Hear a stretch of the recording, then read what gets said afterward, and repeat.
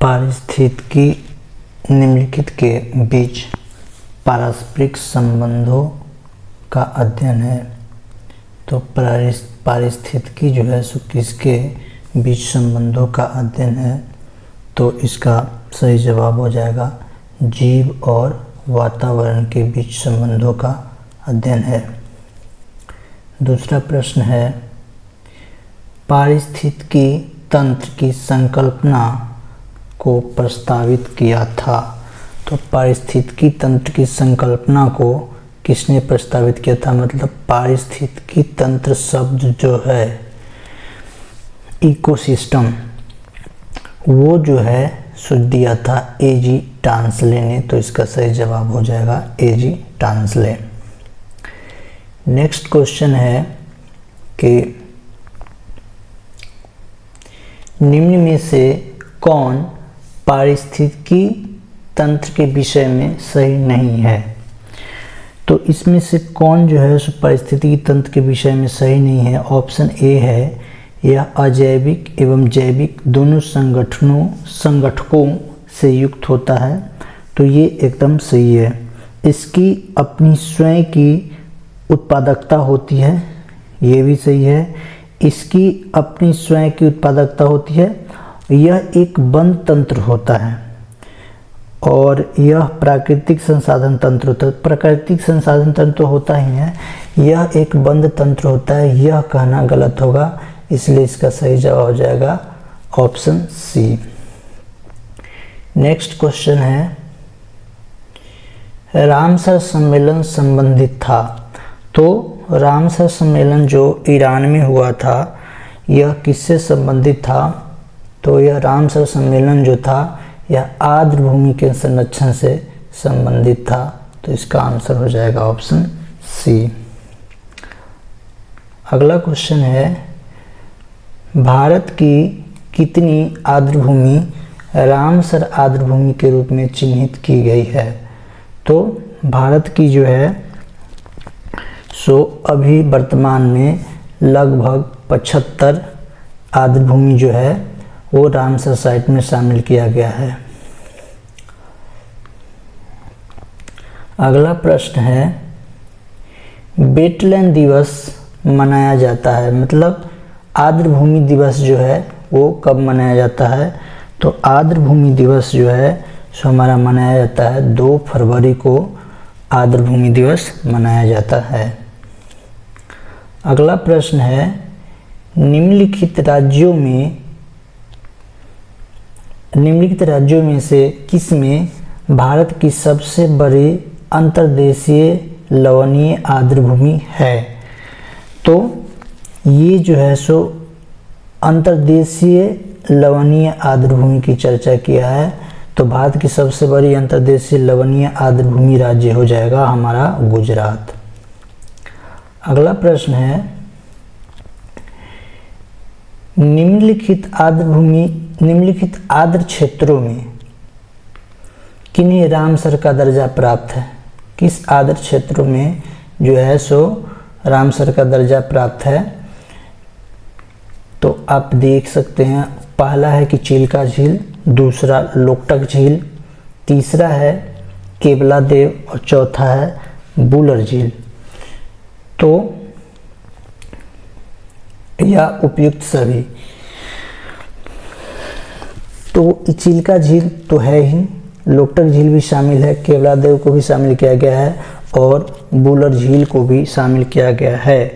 तो इसका सही जवाब हो जाएगा ऑप्शन डी उपयुक्त सभी। अगला प्रश्न है, पारिस्थितिकीय निकाय के रूप में आर्द्र भूमि निम्नलिखित में से किस हेतु उपयोगी है। तो पहला ऑप्शन है पोषक पुनर्प्राप्ति, पौधों द्वारा बी है पौधों द्वारा अवशोषण के माध्यम से भारी धातुओं को अवमुक्त करने हेतु। ऑप्शन सी है तलछट रोक कर नदियों का गादीकरण कम करने हेतु। और ऑप्शन डी है उपयुक्त सभी। तो इसका सही जवाब हो जाएगा उपयुक्त सभी। 10वां प्रश्न है, पृथ्वी का सर्वाधिक बृहद पारिस्थितिक तंत्र है। तो सबसे बड़ा जो पृथ्वी का पारिस्थितिक तंत्र हो वह कौन सा है? तो इसका सही जवाब हो जाएगा जैव मंडल। जैव मंडल जो है सो पृथ्वी पर सबसे बड़ा पारिस्थितिक तंत्र है। अगला प्रश्न है, निम्नलिखित में से कौन सा एक पारितंत्र या इकोसिस्टम शब्द का सर्वोत्कृष्ट वर्णन है?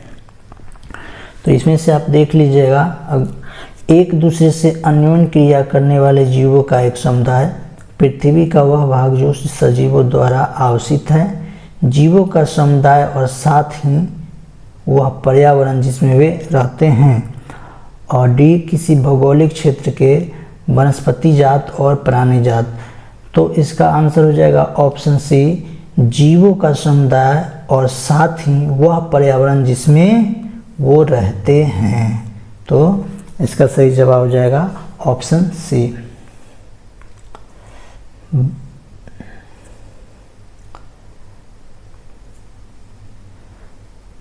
12वां प्रश्न है, अधोलिखित में से कौन सा जीव से जैव मंडल तक जैविक संगठन का सही क्रम है? कौन सा? ये जीव से जैव मंडल तक जैविक संगठन का सही क्रम है।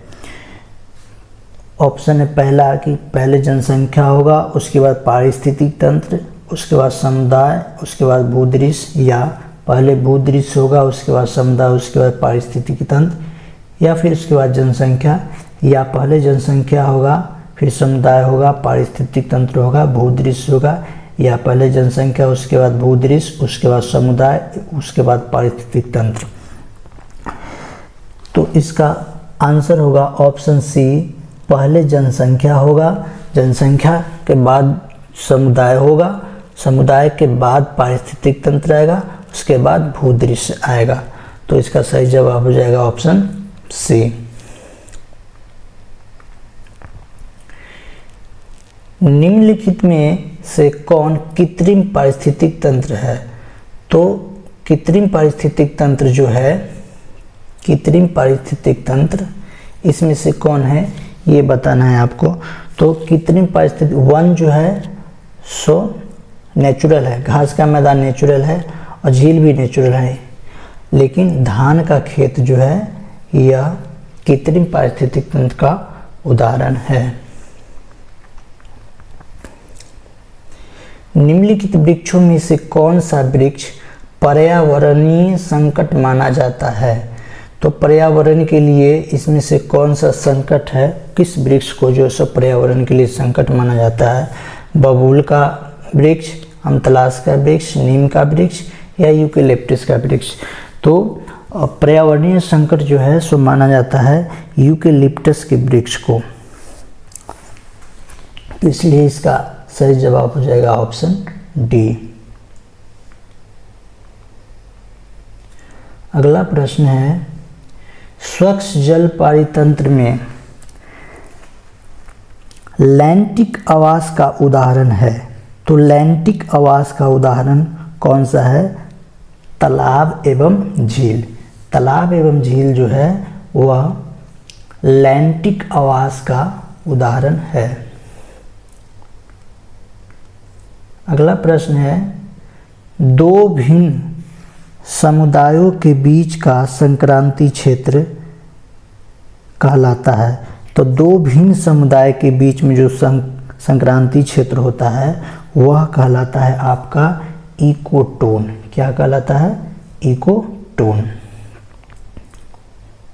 अगला प्रश्न है, निम्नलिखित में से कौन एक विश्व का विशालतम पारिस्थितिकी तंत्र है? तो इसमें से कौन जो है विश्व का सबसे बड़ा पारिस्थितिक तंत्र है? तो विश्व का सबसे बड़ा पारिस्थितिक तंत्र होता है समुद्र। से आप याद रखेंगे, बहुत बार ये क्वेश्चन परीक्षाओं में पूछा जा चुका है।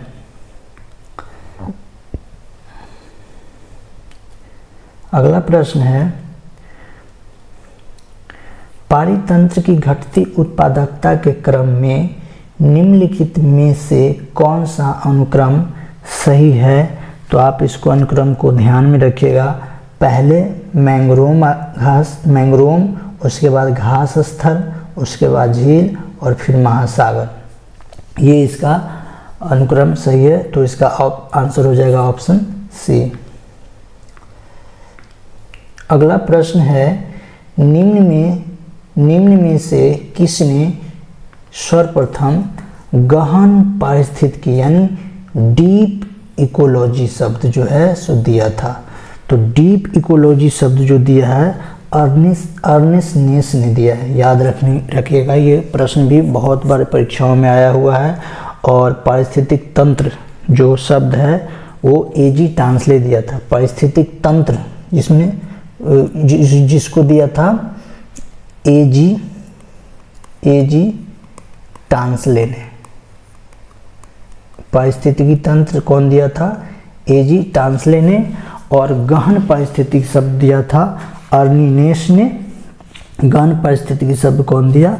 अर्नी नेस ने। तो आप ये दोनों याद रखिएगा, ध्यान में रखिएगा, परीक्षाओं में आया हुआ है। अब बढ़ते हैं अगले प्रश्न की ओर।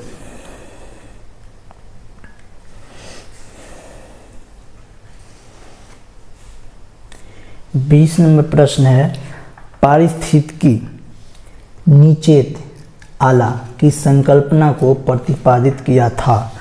तो इसको प्रतिपादित करने वाले कौन थे? जो पारिस्थितिकी निचेत की संकल्पना है, पारिस्थितिकी निचेत की संकल्पना, यह प्रतिपादित किसने किया था? तो इसको प्रतिपादित किया था ग्रीनेल ने। पारिस्थितिकी निचेत की संकल्पना ग्रीनेल ने प्रतिपादित किया था। अगला प्रश्न है कि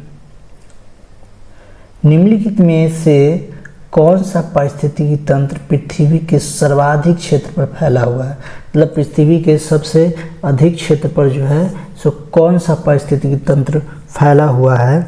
तो ये है आपका सामुद्रिक। अभी हमने बात किया था कि पृथ्वी पर सबसे बड़ा पारिस्थितिक तंत्र कौन सा है? तो समुद्र है।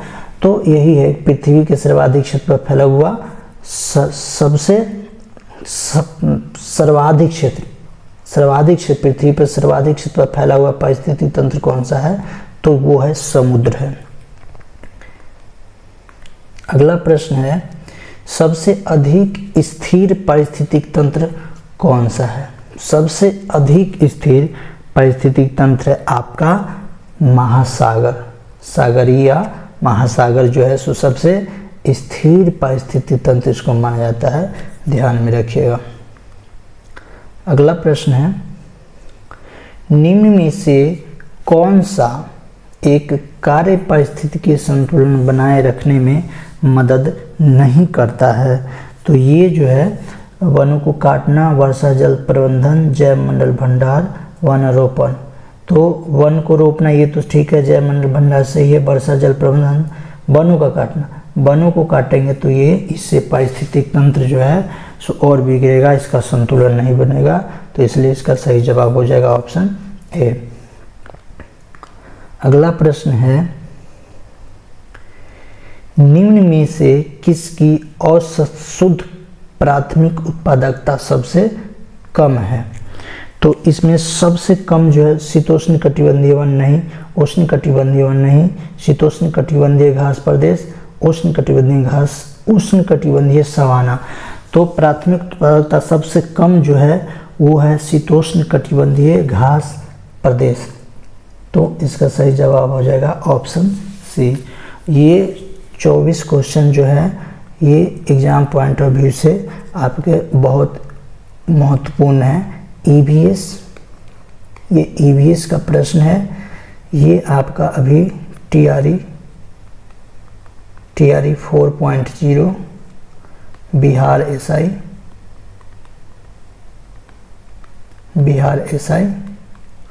और ये आपका सीटेट, ये तीनों परीक्षाओं के लिए बहुत महत्वपूर्ण है। और अभी मैं ईवीएस जो है सो पूरा ख़त्म करूँगा और आप लोग इस चैनल को सब्सक्राइब कर लीजिए और इस चैनल पे बने रहिए। मैं आपको ऐसे ही वीडियो लगातार प्रोवाइड करवाता रहूँगा। धन्यवाद।